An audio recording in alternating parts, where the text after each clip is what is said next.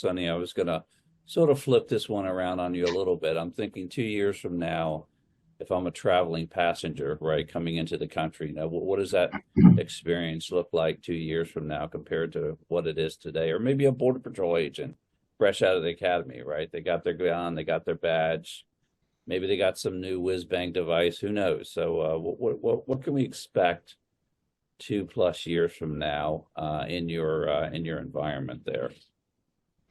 Well, we're doing lots of revolutionary change that is helping not only CBP and all the traveling public, for example, and others. And we process 1.2 million travelers and passengers every day in a country. And we have processed over 700 million people successfully with a sort of a 99.5% biometric match rate.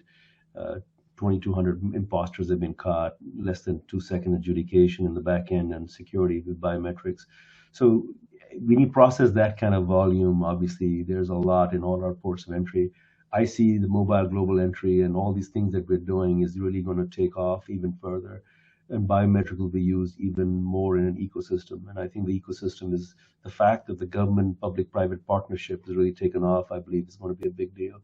We're exchanging and helping out other agencies like TSA and others with their one-to-one, one-to-N sort of a biometric match and at scale and speed against data holdings. I see a lot of data holding and data sharing improving. Seems to be an administration priority, so that all that information is there made available to vet and the people to make sure that they are the right people coming in, so that keep our country safe. We have the World Cup, FIFA 26, and then LA 28 coming, so that thing's going to go even a different level. The border is pretty much secure, and now it's down to as I say, in some areas, zero. And so now, focusing on fentanyl, counter UAS with cartels and all kinds of other stuff going on there. So I think the vision I see is that data will be a foundation, information sharing is a priority.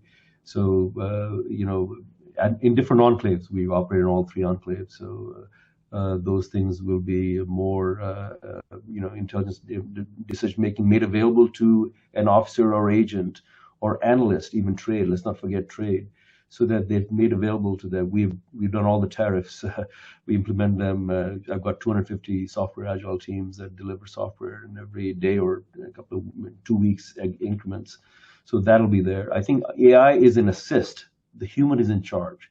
That is a very key approach to us. We're not enamored. We know about AI. I've been doing it for 13 years, but the key is the generative AI and very, very carefully using that. There's a whole cyber threat to that is quite amazing what we're watching across many enclaves as well, that we're seeing and exchanging information.